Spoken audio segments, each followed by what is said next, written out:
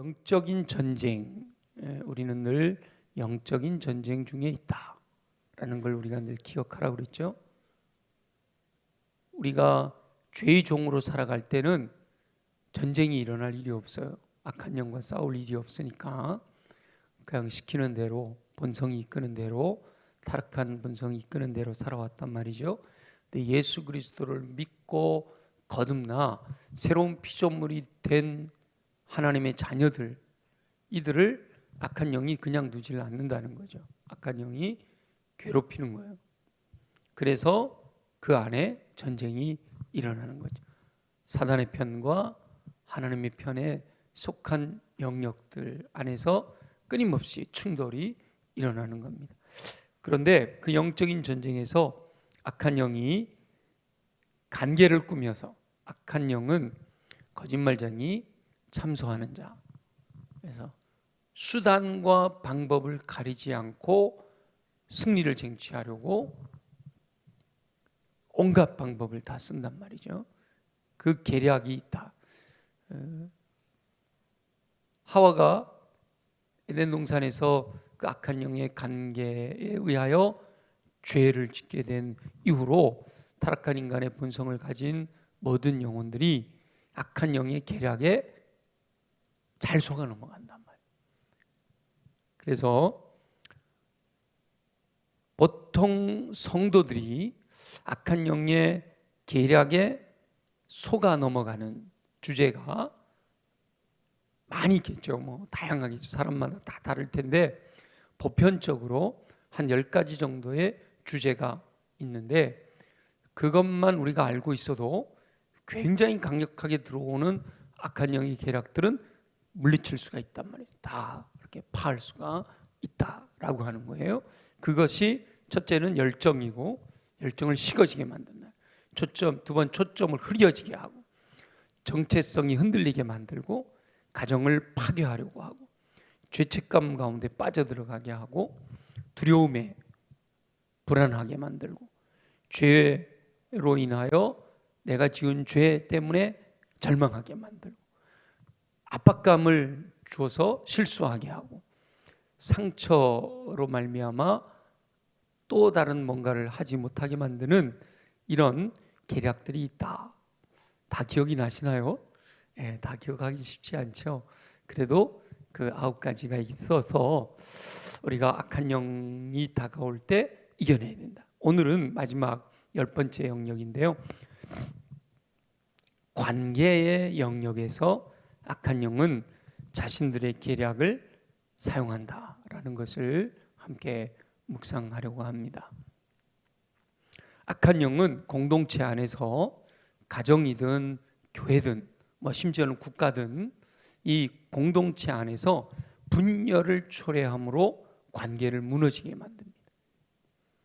악한 영은 공동체 안에 불화가 일어나도록 여러 가지 상황을 조장하여 그 공동체를 무너지게 한다라는 거죠. 교회 안에서, 우린 교회를 얘기하고 있으니까 가정이나 교회나 혹은 국가나 이런 공동체 안에서 일어나는 많은 분열들은 대부분은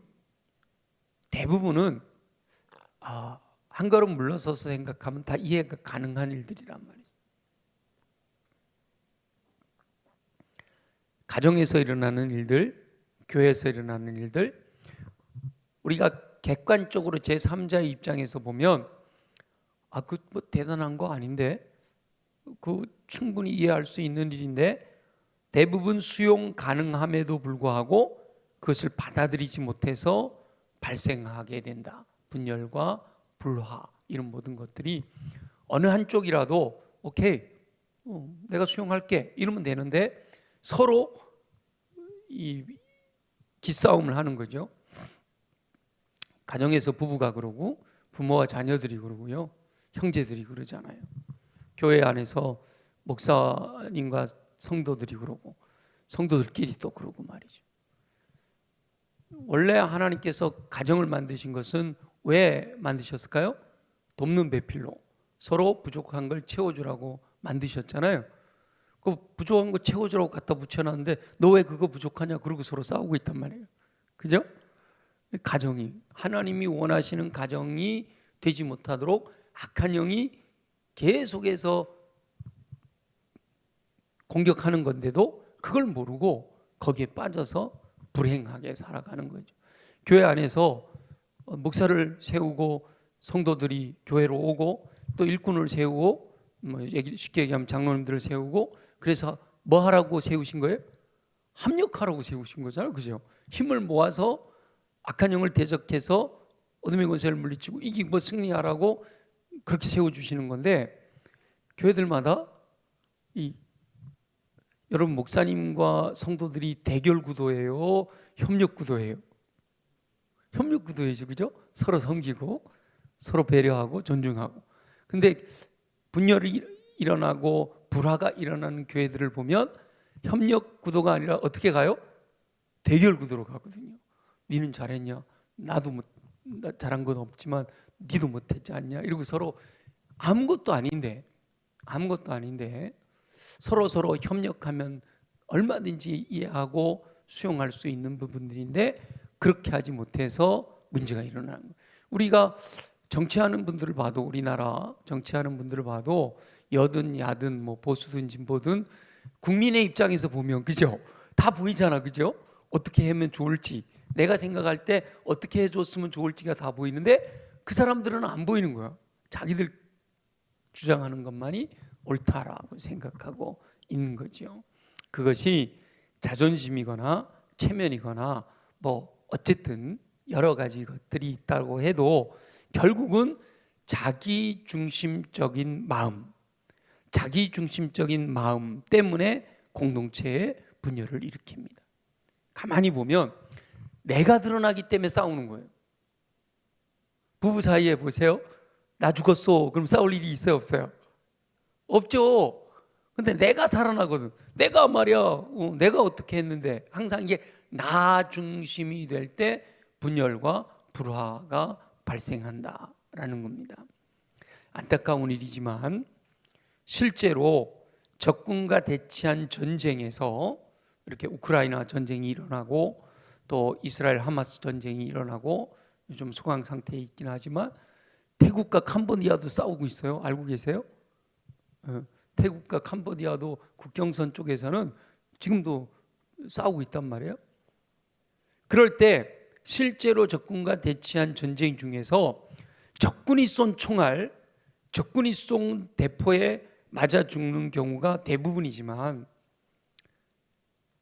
안타깝게도요 아군 같은 편끼리의 사격에 의해서 죽임을 당하는 경우도 있다는 거예요.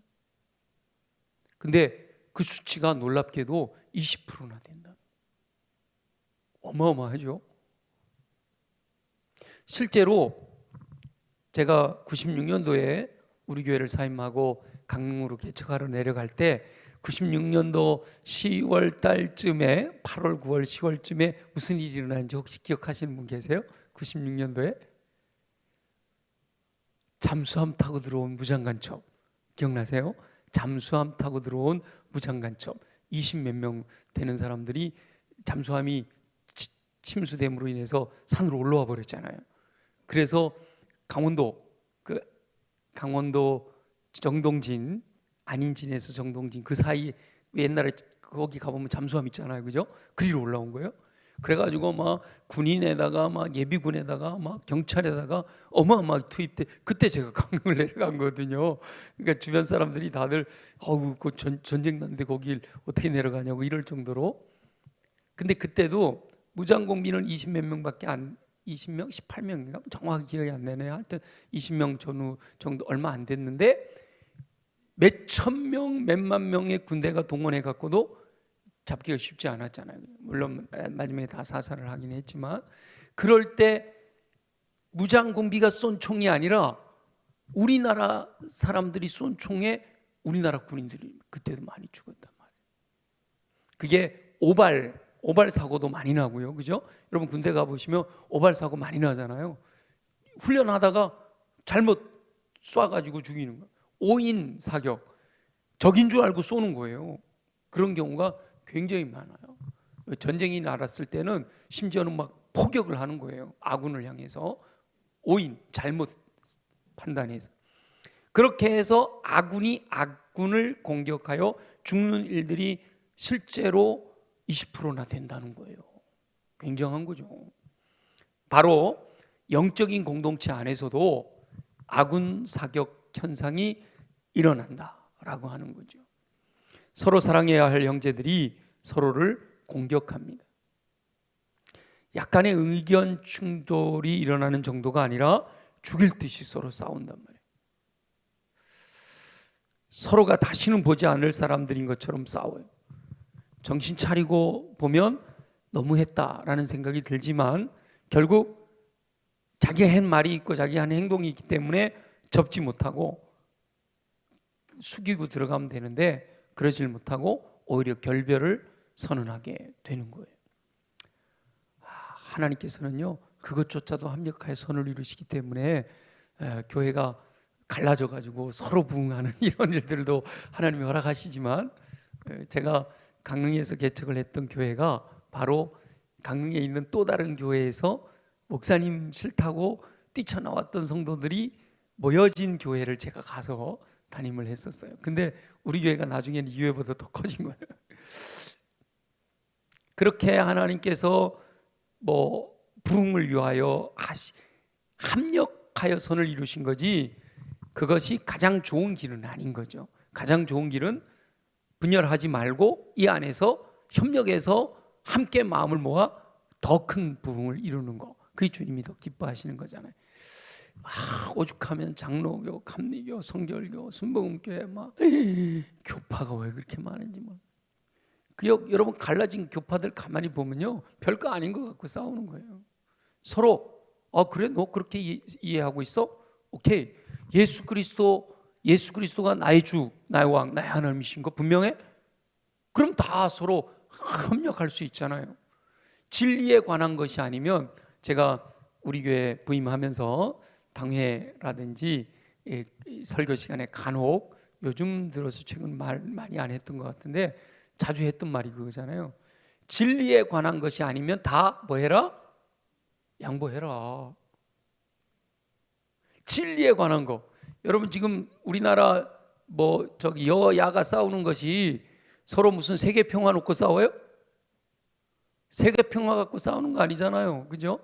네가 돈 받았냐 내가 돈 받았냐 요즘 좀 큰 문제이긴 하지만, 가정에서 여러분 싸우는 거 보세요. 남북 통일 놓고 싸우나요? 아니잖아요. 별로 그렇게 중요하지 않은 걸 갖고 싸우게 되는 거예요. 그래서 조금 물러서면 얼마든지 다 이해가 되는 것들을 물러서질 못하고, 그리고 내가 뱉어놓은 말이 있고 내가 한 행동이 있으니까 어떻게 할 수 없어서 교회가 계속 갈라지는 거예요.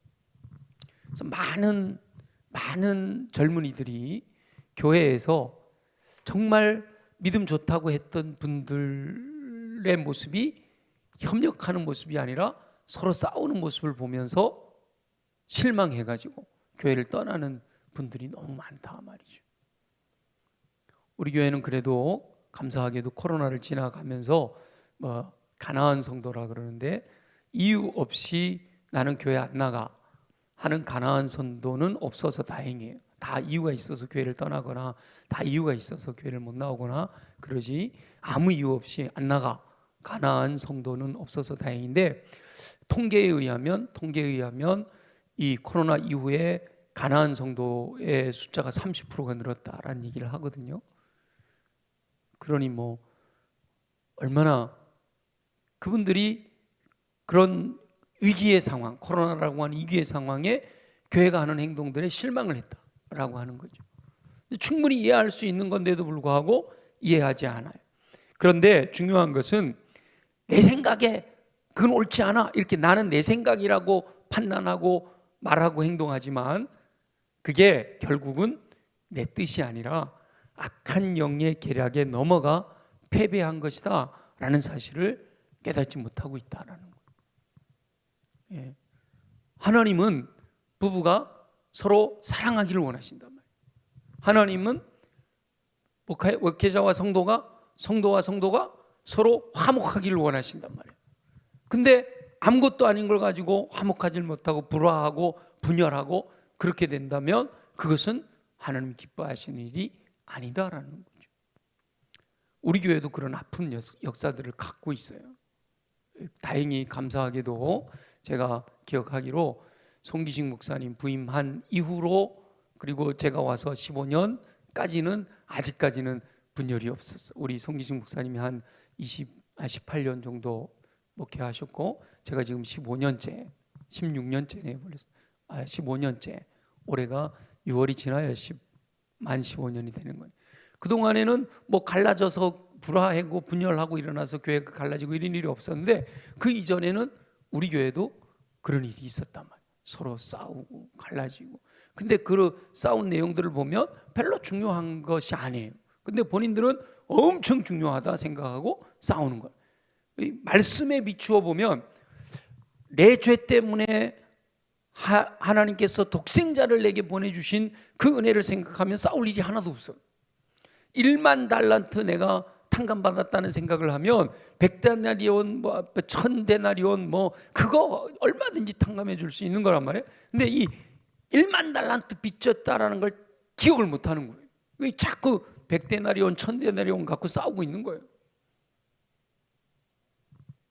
끝까지 자신이 옳다라고 해서 스스로 고립에 처하게 되는데 결국은 내가 옳은 게 아니라 악한 영이 내가 옳은 것처럼 생각하게 만드는 가능성이 많다라는 거죠.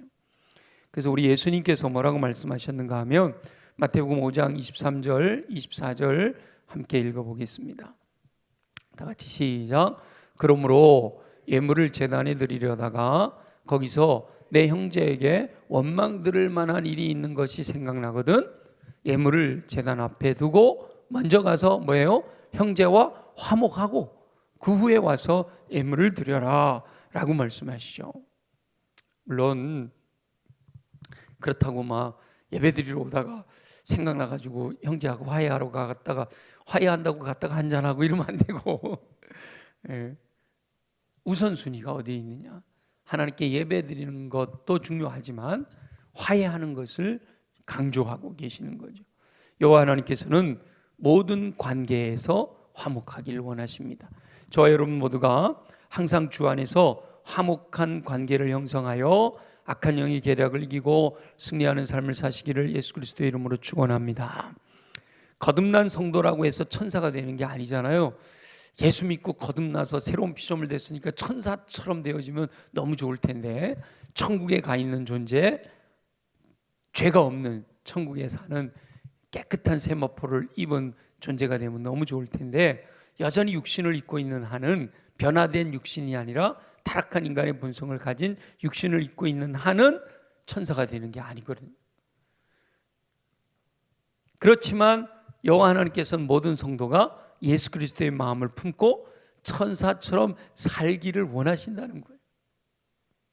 난 천사는 아닌데 하나님이 우리를 천사처럼 살기를 원하신다는 거예요. 서로 이해하고 용납하고 섬기고 참아주고 이렇게 그렇게 살아가기를 원하신단 말이죠. 그 성경에 보면 전부 우리 사랑에 관한 구절만 봐도 사랑을 오래 참고 온유하고 시기하지 않고 자랑하지 않고 이것만 봐도 그렇게 사는 사람을 보면 다 뭐라고 부를까요?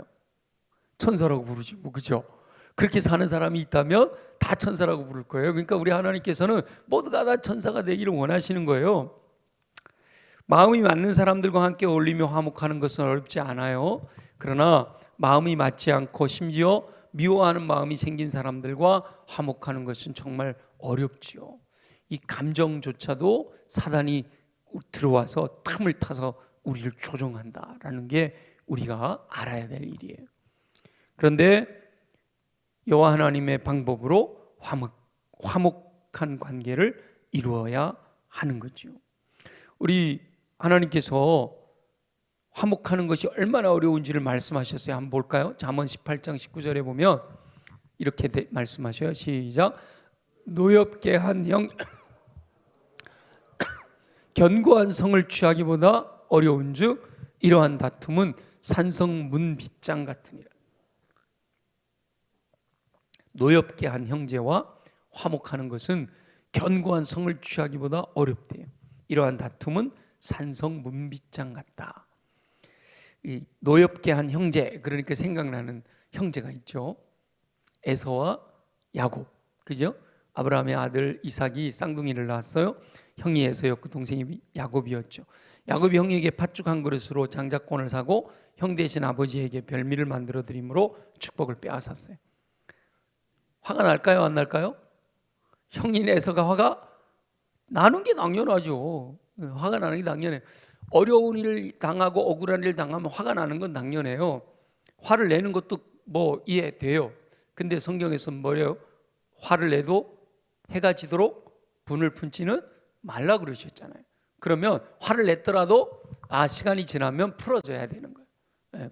뭐 어떤 방법이든 상대편과의 관계, 에서와 야곱이 해결되지 않았잖아요, 그죠? 그래도 하나님의 뜻대로 하려면 용서하고 풀어야 되는 거였던 거죠. 에서는 화가 나서 야곱을 죽이려 하니까 야곱이 형을 피해 에삼촌 집으로 도망해서 20년이 지났어요. 많은 세월이 지났고 이제 나이도 들었으니까 여러분 20년 동안이니까 어때요? 화를 풀 만도 하죠.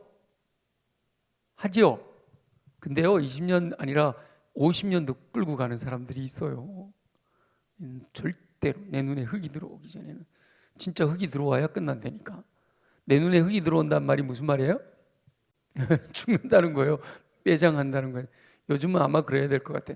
내 몸이 화로에 들어갈지언정 이래야 될 것 같아. 표현이 화장을 더 많이 하니까. 근데 야곱이 돌아온다라는 소식을 들은 에서가요, 야곱이 돌아오면 집에서 기다리면 되잖아, 그죠? 그리고 맞으러 가더라도 그냥 조금 데리고 가면 되잖아요. 400명을 데리고 갔다라는 건 아주 화가 안 풀렸다. 수틀리면 뭐 해버리겠다? 죽여버리겠다라는 마음을 갖고 간 거죠. 그래서 그 에서의 마음을 풀려고 야곱이 엄청난 예물을 선물로 준비를 해요. 형 앞에 납작 엎드려서 심지어 형을 주라고 칭하기까지 하잖아요. 형님이 아니고 주님, 주여 용서하소서 이렇게까지 하잖아요. 그렇게 해서 겨우 노여워하는 형의 마음을 풀었어요. 야곱이 형의 마음을 풀기 위해서 했던 노력은 엄청난 노력이죠, 그죠? 근데 창세기를 가만히 보면요, 야곱이 형에게 팥죽 한 그릇 장자권을 팔고 그리고 별미를 드려가지고 축복을 대신 받았잖아요. 근데 형한테 와갖고 형에게 납작 엎드려서 용서를 구하면서 그때 일을 거론하지는 않아요. 그냥 무조건 잘못했어요. 뭐 네가 옳고 내가 옳고 그때는 그럴 수밖에 없었고 그건 또 하나님이 계획하신 거고 하나님이 예정하신, 뭐 우리는 화해하러 가갖고 더 싸우고 와, 그죠? 그런 경우 많잖아요. 화해하러 갔다가 더 싸우는 이유가 뭐예요? 미안해 그래 놓고는 그런데 말이야 여기서부터 시작이 되는 거예요. 근데 말이야 사실은 여차저차 하고 이렇잖아 저렇잖아. 부부싸움도 우리 다 없었던 걸로 합시다 이랬다가 그런데 말이야 이러면서부터 2차전이 시작이 되는 거 아니에요, 그죠? 그렇게 되는 거예요. 근데 야곱이 지혜롭잖아요. 절대로 장자권 얘기 안 해요. 그리고 별미 얘기 안 해요. 축복 얘기 안 해요. 무조건 엎드려요. 잘못했어요. 형님이 주님이십니다. 그러니까 형님에게 처분을 맡깁니다 라고까지 하잖아요. 그래서 야곱은 사람이 할 수 있는 것을 다 한 다음에 여호와 하나님의 뜻을 기다리는 겁니다. 그래서 야곱이 모든 식솔들을 다 야복강을 건너가게 하고 인간이 할 수 있는 모든 것을 다 한 다음에 홀로 야복강가에서 여호와 하나님과 단판을 짓잖아요. 결국 여호와 하나님께서 야곱의 기도를 들으시고 에서의 마음을 녹여주셔서 화해하게 해주셨단 말이에요. 목회를 하다 보면 제가 우리 수원교회 와서는요 15년 동안 정말 행복하게 목회를 잘해요. 속초에서도 뭐 한 5년 6개월 별로 그렇게 저를 힘들게 하는 분들은 많지 않았어요. 근데 개척교회는요 정말 어렵긴 어려워. 그리고 다 상처받은 사람들이 몰려오잖아요, 그죠? 9년 2개월을 목회했는데 한 90년은 목회한 것 같았어요. 그렇게 힘들고 어려울 때 막 서로 이렇게 협력해야 되는데 협력을 하지 않고 서로 니탄 내탄하고 이러는 그런 모습 속에서 하나님께 기도하는 가운데 처음에 목회를 할 때마다 다 쫓아다녔어. 쫓아가고 이건 이렇고 저건 저렇고 저건 이렇고 이건 저렇고. 야, 근데 사람들이요, 가서 2시간 동안을 얘기를 하면 전부 미안해요, 죄송해요, 뭐 이런 얘기 한 거고. 근데 2시간 동안을 얘기해도 딱 끝나고 나서 돌아서서 들려오는 얘기 보면요, 내가 했던 얘기는 전혀 없이 자기 유리한 것만 갖고 다 얘기를 해요. 누구나 그래요, 누구나. 그래서 이게 사람들을 만나갖고 설득하고 이야기하는 거, 그게 중요한 게 아니구나. 그러다가 제가 이 구절을 봤어요. 잠언 16장 7절 한번 읽어볼까요? 잠언 16장 7절 다 같이 시작.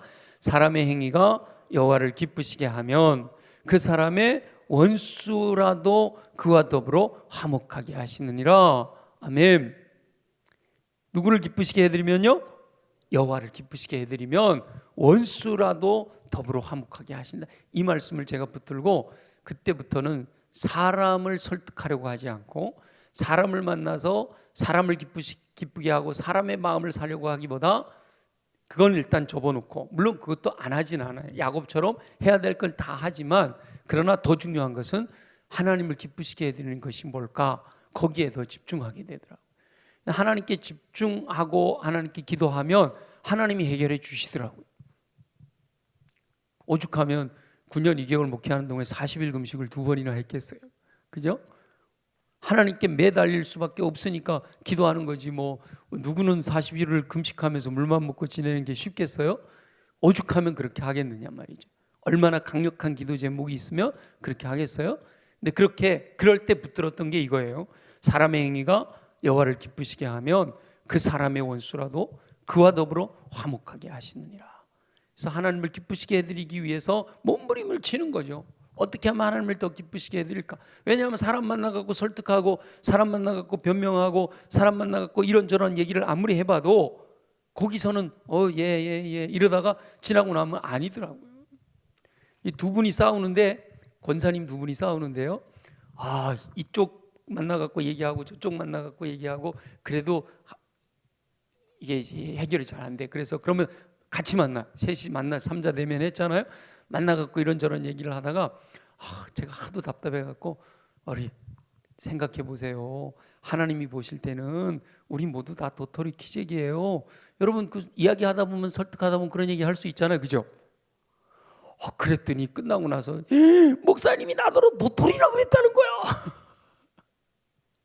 중요한 거는 놓치고, 중요한 거 서로 화해하세요, 서로 사랑해야죠, 이런 건 놓치고 그 얘기 하나 꼬투리 잡아가지고 목사님이 말이야 나더러 도토리라고 그래서 내가 도토리야, 도토리 그러더라고요. 그래서 제가 이게 어렵다. 물론 제가 지혜로워가지고 아주 지혜로운 말만 할 수 있으면 좋지만, 여러분 2시간 동안 말하는데 어떻게 지혜로운 말만 해요? 하다 보면 내 생각이 이렇게 나올 수 있는데, 그게 또 꼬투리가 돼갖고 또 공격하고 빌미가 되고 그러더라고요. 그래서 더 중요한 것은 하나님을 기쁘시게 해드리면 원수와도 더불어 화목한다 그랬는데, 이건 같은 교회 안에서 목사와 성도고 성도와 성도 사이인데 그러면 뭐 문제될 게 하나도 없잖아요, 그죠? 처음에는요, 이렇게 둘이 서로 싸우다가 목사님이 들어가서 중재하려고 그러면요, 둘 다 목사님을 공격해요. 놀라워요. 그렇게 공격해요. 그 왜 그런가 봤더니 자기 편 안 들어줬다고. 아니, 목사가 어떻게 편을 들어줘요? 그죠? 공정해야지. 공정해. 당신도 잘못했고 당신도 잘못했고 당신도 옳고 이래야죠, 그죠? 어떻게 네가 잘못했고 네가 옳다 이렇게 얘기를 할 수가 있어요. 그런데 아무도 자기 편 안 들어줬다고 오히려 또 목사 공격하고 그런다니까요. 그래서 속은 썩어지는 거예요. 썩은 호박 되는 거예요. 근데 다른 거 신경 쓸 거 없구나. 사람 마음 사려고 하지 말고 하나님을 기쁘시게 해드리는데 더 집중해야겠다. 그러면 원수와도 더불어 화목하게 한다 그러셨는데, 성도 간에, 성도와 목사님 간의 관계는 얼마든지 회복될 수 있겠구나라는 생각을 하고, 그 이후로는 사실은 뭐 속초에서도 또 우리 수원교회에서도 그렇게 제가 개척할 때 그때는 어리기도 했고요. 32살에 개척해갖고 42살까지 거의 9년 2개월 가까이 이렇게 목회했던 데니까 얼마나 천방지축이었겠어요. 근데 성숙하면서 왔지만 그럼에도 불구하고 하나님을 기쁘시게 해드리는 일에 더 집중하게 되더라라는 겁니다. 야복강에서 야곱이 믿음으로 여호와 하나님의 마음을 기쁘시게 해드렸기 때문에 여호와 하나님께서는 에서와 화해할 수 있도록 그 마음을 움직여 주셨다라는 거예요.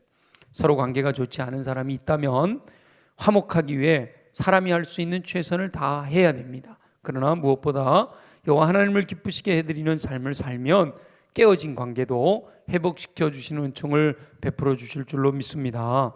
저와 여러분 모두가 여호와 하나님을 기쁘시게 해드리는 삶을 통해 관계가 깨어진 사람들과도 화해하고 화목한 공동체를 이루시기를 예수 그리스도의 이름으로 축원합니다.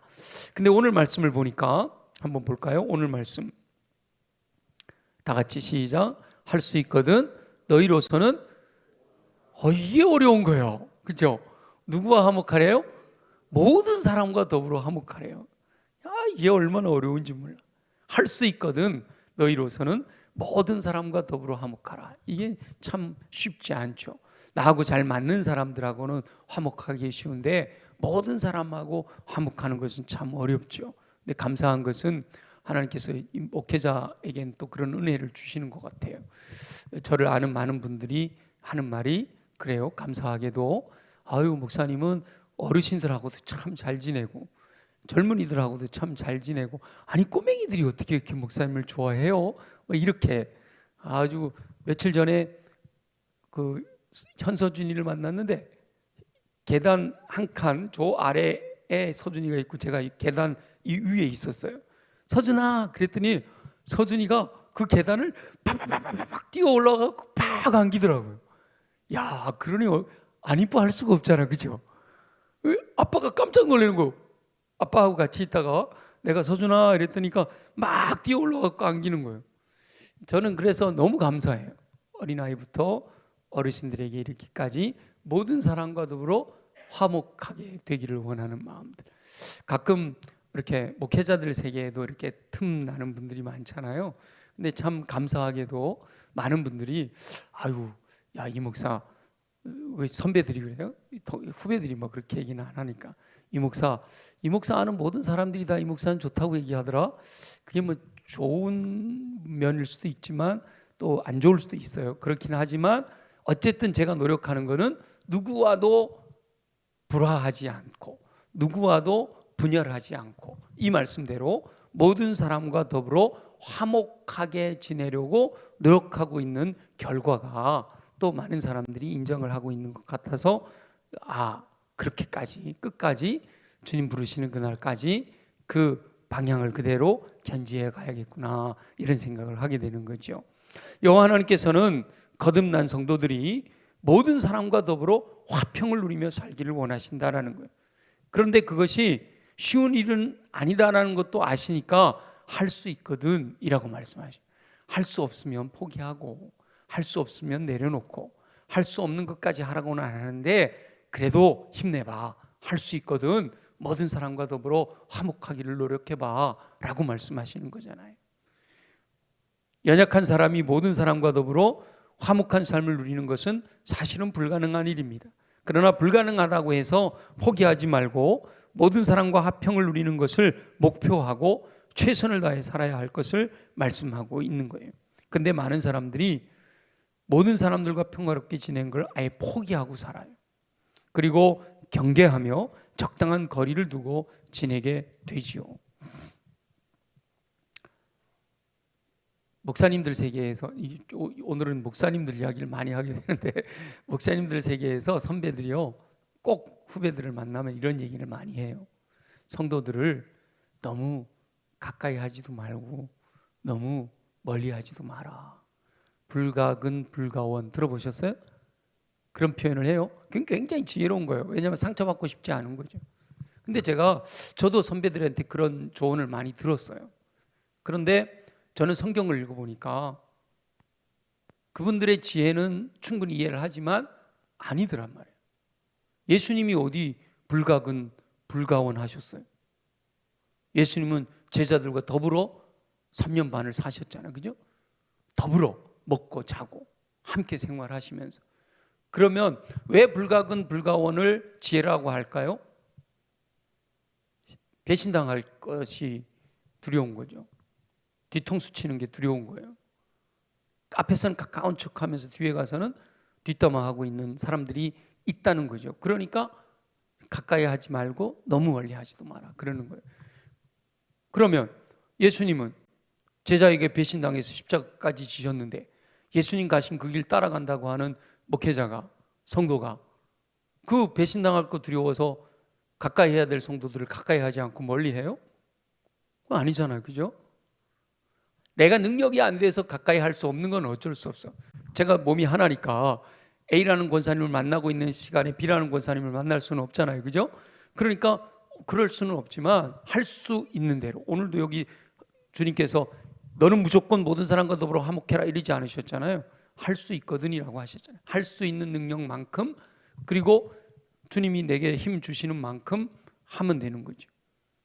서로에게 손해를 보게 하지 않으면 다행이다 라고 생각하고 거리를 두는 거죠. 그러나 여호와 하나님께서는 모든 사람과 더불어 화목하라 그러셨고, 바로 그 화목을 위해서 예수 그리스도께서는 십자가를 지셨잖아요. 제 아내가 성도들을 집에 불러서 밥 해주는 걸 좋아해요. 힘들지만 그래도 그게 이제 성도들의 마음을 사는 거라고. 근데 최근에 뭔 책을 하나 샀는데 사모면허라는 책을 샀어요. 근데 그 책을 읽다 보니까 그 사모님이 이렇게 얘기를 하더래요. 성도들 집에 불러서 밥 주지 마라 그러더래요. 그 저한테 얘기를 해요. 그 책에 그런 내용이 나왔더라고. 그 왜 그러더냐 그랬더니, 모든 사람을 다 불러서 밥을 살 수 없으니까 집에 초대받지 못한 사람들이 상처받는데 그렇다고 하지 말라는 거. 일리 있죠? 일리는 있지만, 그러나 그게 성경에 있는 거예요? 성경에는 뭐라고 할까요? 할 수 있는 대로 모든 사람을 대접해야죠. 그죠? 제가 그 책 읽지 말라고 그랬어. 그 사모님 말 듣지 마셔. 사모님이 무슨 자기가 무슨 하나님이야 무슨 사모 면허를 줘. 책을, 죄송해요 이거 방송 나간 큰일인데. 네. 근데 어쨌든 저는 그렇게 생각을 했어요. 그렇잖아요. 우리는 항상 어디가 기준이 돼요? 삶의 기준이? 말씀이 기준이 돼야 돼요. 말씀이. 물론 말씀대로 못 살죠. 저도 말씀대로 못 살죠. 못 사는 게 더 많죠. 그러나 포기하진 말아야지. 말씀대로 살려고 노력해야죠. 피 흘리기까지 싸워야 된단 말이에요. 성경의 말씀에 피 흘리기까지 싸워라. 노력해야 되는 거죠. 해도 안 되는 거는 포기하지만 할 수 있는 데까지는 다 해야 되죠. 그래서 내 힘으로 할 수 없으니까 능력 주세요 라고 하는 거죠. 빌립보서 4장 13절 다 같이 시작. 내게 능력 주시는 자 안에서 내가 모든 것을 할 수 있느니라. 아멘. 아멘이죠. 할 수 있거든. 모든 사람으로 더불어 화목해라. 할 수 있거든이 무슨 말이냐? 믿는 자에게 능치 못할 일이 없느니라. 내게 능력 주시는 안에서 내가 모든 것을 할 수 있느니라. 요 세 가지 구절만 딱 연결시켜 봐도 해야 돼요, 말아야 돼요? 해야 되는 거지. 힘에 붙이면 뭐 해야 돼요? 구해야죠. 도움 달라고, 힘 주시라고 구하는 거죠. 사람의 힘으로 할 수 없지만 여호와 하나님께서 보내신 보혜사 성령님의 능력을 덧입으면 능히 감당하게 될 거다라고 말씀하는 거예요. 그리고 우리 마음속에 항상 예수 그리스도의 십자가 희생을 생각하면 가능하다라고 말씀하시는 거죠. 화평을 누리지 못하게 하는 여러 가지 상황, 예수 그리스도께서 바로 그 영혼을 위해서도 십자가를 지셨다라는 사실을 기억하면 여호와 하나님께서 사랑하시는 영혼이기 때문에 화평을 이루어야 한다라는 것을 알 수 있다라는 겁니다. 거듭난 성도는 모든 사람과 화목해야 되지만 가장 먼저 가까이 있는 사람, 내 가족, 내 교회 안의 성도, 땅끝까지 이르러 복음을 전해야 되지요. 땅끝까지 이르러 그 모든 민족을 향해 나아가 사랑을 전해야 되지만 가장 중요한 건 뭐예요? 내 옆에 있는 사람. 동심원이라고 그러잖아요. 오직 성령이 너에게 임했으면 너희가 권능을 받고 예루살렘과 온 유대와 사마리아와 땅끝까지 이르러 증인이 되라고 하셨으니까 먼저 내 주변에 있는 내 가족, 교회 안의 성도들부터 먼저 화목해야지. 가족들은 불화하고 교회 안의 성도들은 불화하면서 나 해외 선교 나갈 거야. 선교 나가서 내가 저 아프리카에 가서 슈바이처처럼 내가 성자로 살아갈 거야. 말이 되느냐? 말이 되느냐? 그걸 먼저 말씀하고 있는 거예요. 가까이 있는 사람들과의 관계에서도 화목하지 못하는 사람은 다른 사람들과 화목하게 되는 것은 더욱 어렵다라는 겁니다. 앞에 9절 15절에 보면 이렇게 말씀하고 있어요. 다 같이 읽어봅니다. 시작. 즐거워하는 자들과 함께 즐거워하고 우는 자들과 함께 울어라.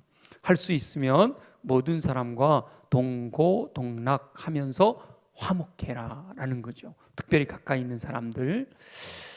진정한 화목한 공동체라면 즐거워할 때 함께 즐거워하고 슬퍼할 때 함께 울 수 있어야 한다라는 거죠. 그러나 많은 영혼들이 실제의 삶에서 가까운 관계 안에서도 아주 가까운 것 같은데 마음을 나누며 동고동락하지 못하는 것이 현실입니다. 동고동락은 마음으로부터 우러나와야 되는 거죠. 형식적으로 겉으로 드러난 것은 함께 웃고 함께 우는 것 같아도 실제로 그 마음 깊은 곳을 들여다보면 다른 마음을 갖고 동상이몽으로 사는 사람들이 너무 많다라는 거예요. TV에 동상이몽이라는 프로그램이 있더라고요. 동상이몽. 같은 침대를 쓰지만 다른 꿈을 꾸는 사람들이 너무 많다.